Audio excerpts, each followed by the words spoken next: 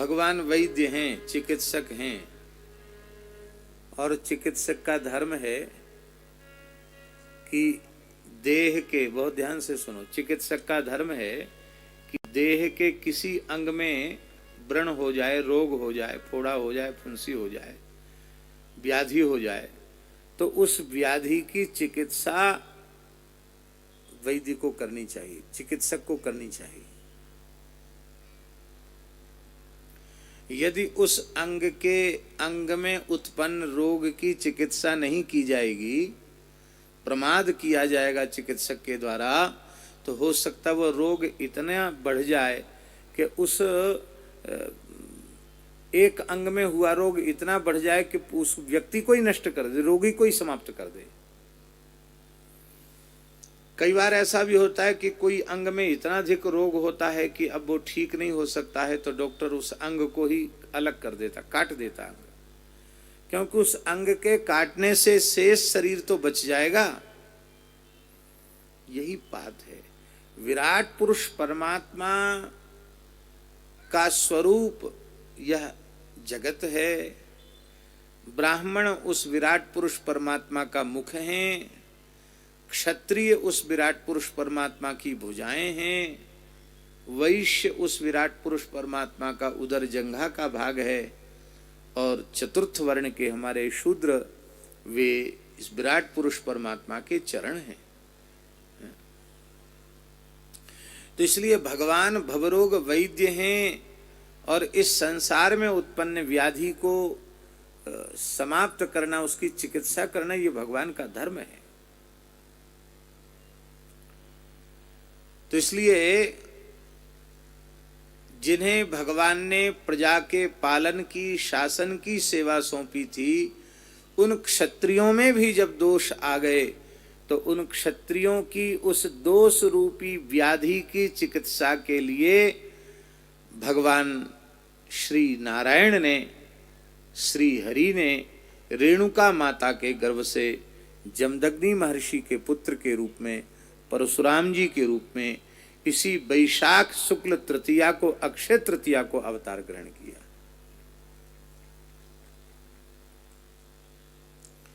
आज बद्रीनाथ भगवान के पट भी खुलते हैं।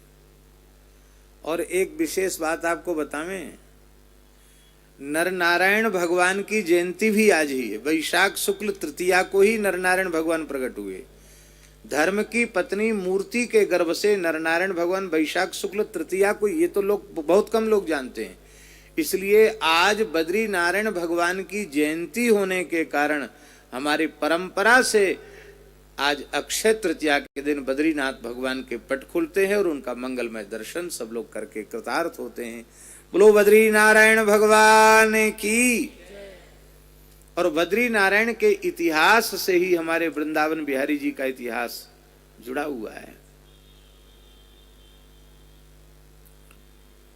एक भक्त का नियम था, प्रत्येक अक्षय तृतीया पर बद्रीनाथ जी का दर्शन करना। उस काल में यातायात के साधन नहीं थे, पैदल चल के जाना पड़ता था, अपने प्राणों को संकट में डालकर यात्रा करनी होती थी।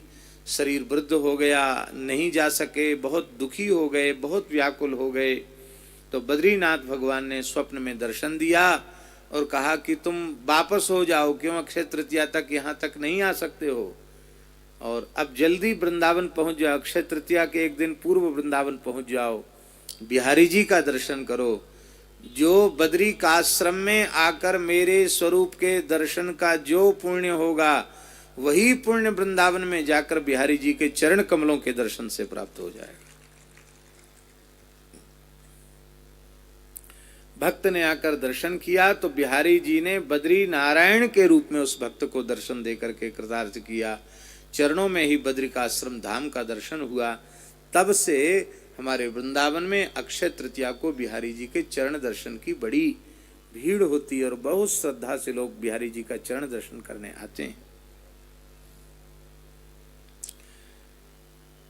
तो क्षत्रिय जब तमोगुणी हो गए, रजोगुण तमोगुण उनमें बढ़ गया, वो संतों के, ब्राह्मणों के विद्वेषी हो गए, प्रजा को पीड़ित करने वाले हो गए। अपने धर्म से क्षुत क्षत्रियों को सन्मार्ग पर लाने के लिए भगवान ने परशुराम रूप में अवतार ग्रहण किया। माने जो विराट पुरुष परमात्मा की भुजा रूप क्षत्रिय थे, उनमें जो बीमारी हो गई थी उसके इलाज के लिए भगवान आए, ऐसा समझे। 21 बार पृथ्वी को क्षत्रियों से विहीन किया। अब एक प्रश्न उठता है कि क्षत्रियों से विहीन कर दिया तो क्षत्रिय फिर आए ही कहां से? एक बार में ही विहीन हो गए तो 20 बार कहां से आए? इसका तात्पर्य कहने का केवल यही है, इसलिए यहां स्पष्ट कर दे, दुष्टम क्षत्रम भुवो भारम अब्रह्मण्यम अनीनशत। जो दुष्ट थे, धरती के भार हो रहे थे, संतों के, ब्राह्मणों के, गौ के विद्वेषी हो चुके थे, ऐसे क्षत्रियों को भी नष्ट किया। इसका मतलब है कि जो क्षत्रिय पवित्र थे, सदाचारी थे, गौ ब्राह्मण के उपासक थे, प्रजा की पुत्र के समान सेवा करने वाले थे, धर्मनिष्ठ थे, सदाचारी थे, उनको परशुराम जी ने समाप्त नहीं किया। इसका मतलब जब जब क्षत्रियों में इस प्रकार के लोग पैदा होते चले गए, उनको समाप्त करके परशुराम जी महाराज समाज का शुद्धिकरण करते चले गए। समाज का कोई भी वर्ग हो, उसमें विकृति आवे तो विकृति का तो शमन होना ही चाहिए।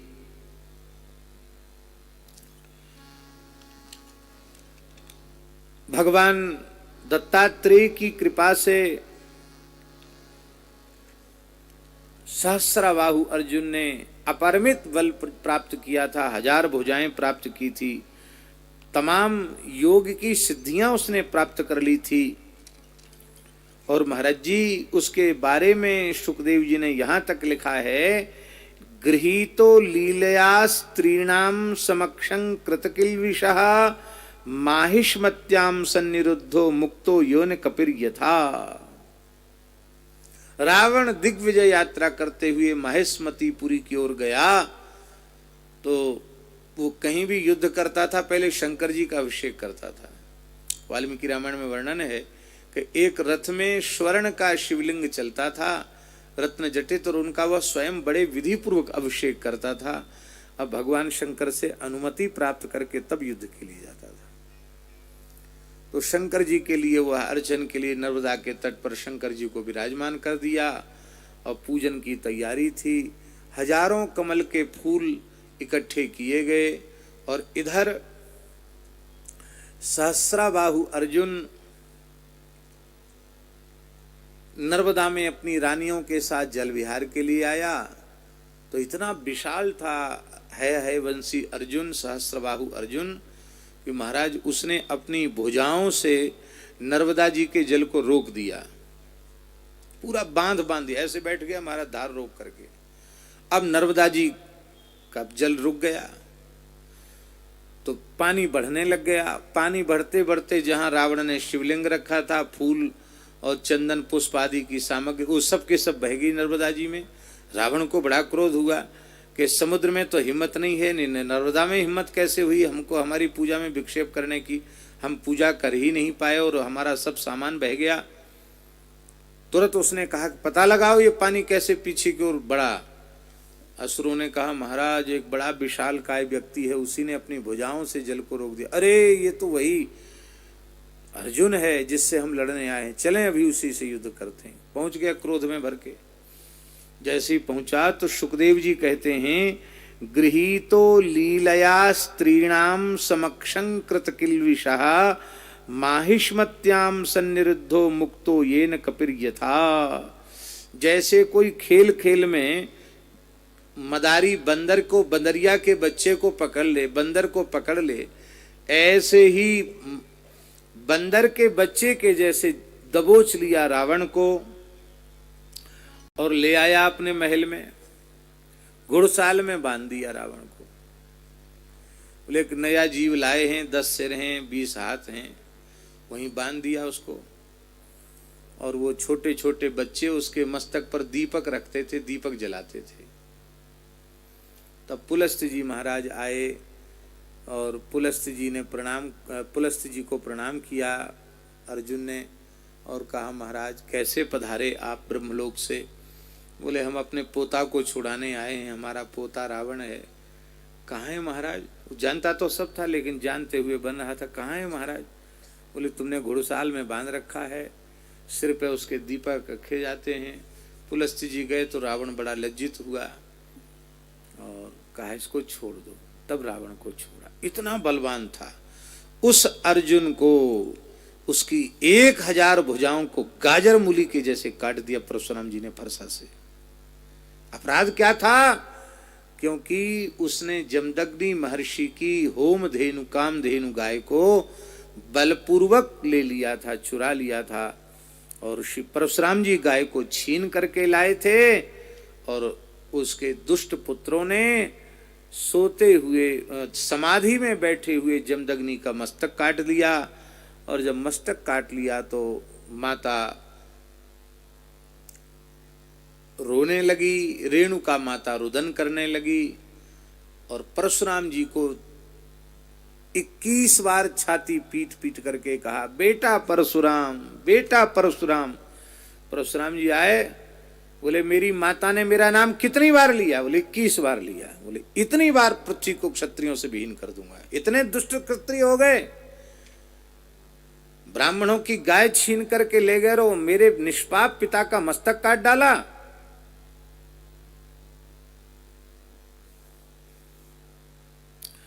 फरसा उठाया, सबको जय सिया राम। क्योंकि सहस्त्रबाहु अर्जुन का मस्तक काट दिया था ना आपने युद्ध में, इसलिए उसके पुत्रों ने इनके पिताजी का मस्तक काट दिया। तब आपने 21 बार विहीन किया। और इतना ही नहीं महाराज जी,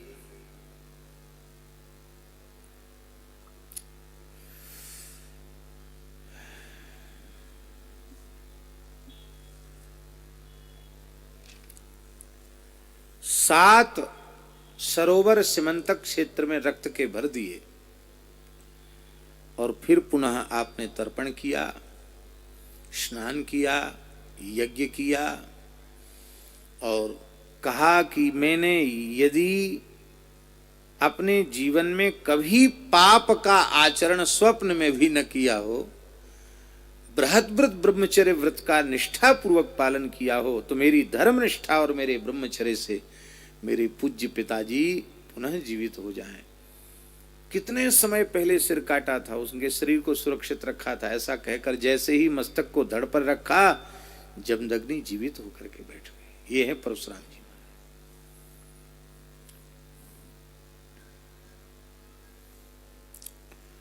तब आपने ऋषियों ने श्री परशुराम जी के पिताजी ने कहा बेटा ब्राह्मण का गुण क्षमा है, अब तुम्हें क्रोध नहीं करना चाहिए, अब बहुत हो गया। राजस्थान में जहाँ लोहागढ़ है, लोहारगल जिसको तीर्थ कहते हैं, वहाँ श्री परशुराम जी महाराज ने यज्ञ किया। उस यज्ञ में उन्होंने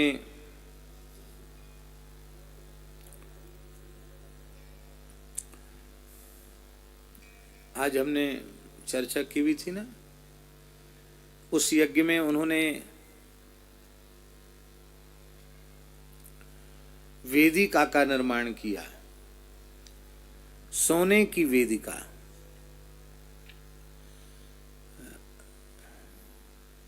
महाभारत के वन पर्व के तीर्थ यात्रा पर्व के वन पर्व में तीर्थ का उप पर्व जो तीर्थ यात्रा पर्व है, उसके अध्याय 117 में अध्याय में 11, 12 और 13 ये श्लोक प्रमाणित करते हैं इस यज्ञ को।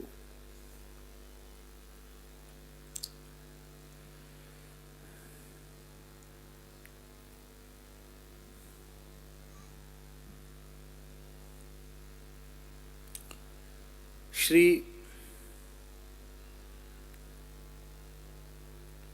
ततो यज्ञेन महता जामदग्न्यः प्रतापवान तर्पयामास देवेन्द्र मृत्युभ्यः प्रददौ महीम वेदीं चाप्य ददद्धैमीं कश्यपाय महात्मने दश व्यामायतां कृत्वा नवोत्सेधाम विषाम पते, इतनी बड़ी स्वर्ण वेदिका का दान किया।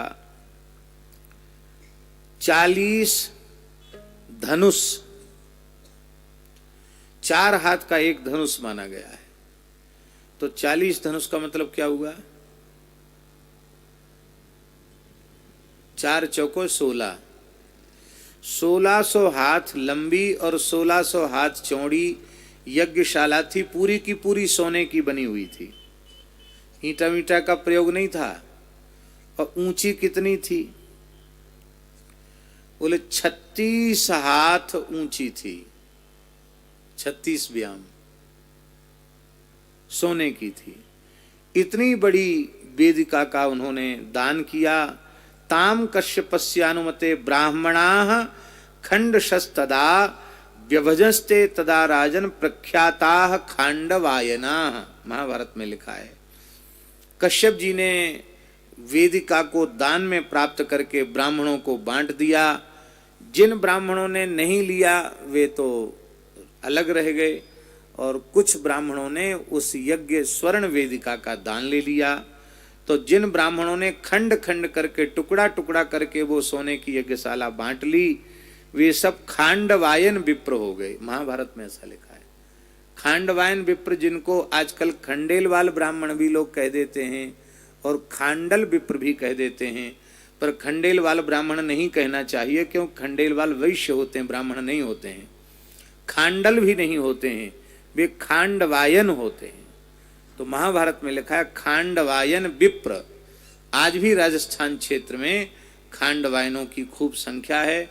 और परशुराम जी महाराज का कुछ आशीर्वाद इन ब्राह्मणों को ऐसा है कि वो दरिद्र नहीं है, सुखी समृद्ध भी हैं। अपने जो सीकर में विद्यालय में कथा हुई थी ना, मंगलचंद डीडवाणिया विद्यालय में 1 महीने की महाभारत कथा, वो सब खांडवायन विप्र ही, उन लोगों ने ही वो कथा कराई थी। तो ये परशुराम जी महाराज एक ब्राह्मणों की, एक प्रकार से ब्राह्मणों के एक वर्ग के सर्जक भी हुए। खांडवायन ब्राह्मण जो राजस्थान में हैं, वो परशुराम जी के यज्ञ से उनका इतिहास जुड़ा हुआ है। इस प्रकार से परशुराम जी महाराज ने राम जी के अवतार तक लीला का कार्य किया, और उसके बाद अपना धनुष और अपना तेज भगवान श्री राम को समर्पित करके